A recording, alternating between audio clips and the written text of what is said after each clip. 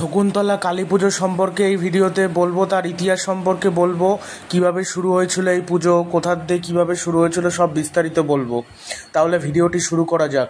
এই পুজো কিন্তু খুবই জনপ্রিয়। এই পুজো উপলক্ষে একদিন আগে থেকেই ভক্তদের সমাগম হয়ে যায় কোন্নগরে। রাতভর চলে ভক্তদের গঙ্গা স্নানের পর ডন্ডি কাটা ও জল ঢালার পালা। একদিনের সারা রাতের পুজোর মধ্য দিয়ে উৎসবে মেতে ওঠেন মানুষজন। প্রায় 1 শতক আগে কোন্নগর তথা তৎকালীন নাম কোনেনগরের এক পূজারী ইন্দ্রনাথ চক্রবর্তী তিনি দেবীর স্বপ্নাদেশ পান, এমনটাও কথিত ইতিহাস রয়েছে। পূজারী ইন্দ্রনাথ পুজো করে বাড়ি ফিরবার সময় এক রাতে তিনি দেখতে পান সাদা কাপড় পরে খোলা চুলে এক রমণী রাতের অন্ধকারে হেঁটে আসছিলেন। তাকে অনুসরণ করে পূজারী আসতেই দেখতে পান সুন্দরী রমণী এক ভাগাড়ের মধ্যে থেকে অশ্বত্থ গাছের নিচ থেকে এসে বিলীন হয়ে গেলেন।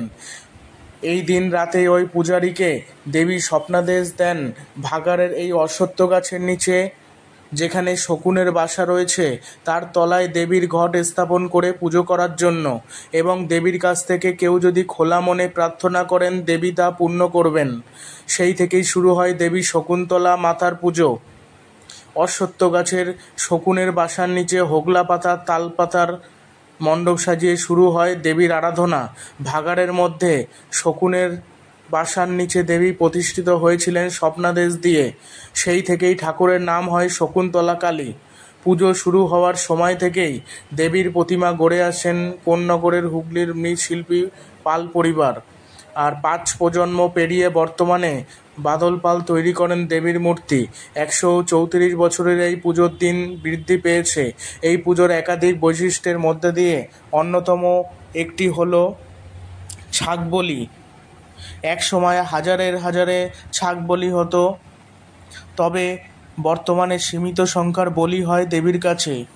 পুজো উপলক্ষে লক্ষাধিক মানুষের সমাগম হয় ওই এলাকায়। লক্ষাধিক মানুষের সামাল দেওয়ার জন্য পুলিশ ও প্রশাসনের নিরাপত্তা থাকে নিশ্চিত। আর গোটা এলাকায় সিসি ক্যামেরা মুড়ে ফেলা হয় আর কি। এবং এই পুজো কিন্তু জনপ্রিয় বটে।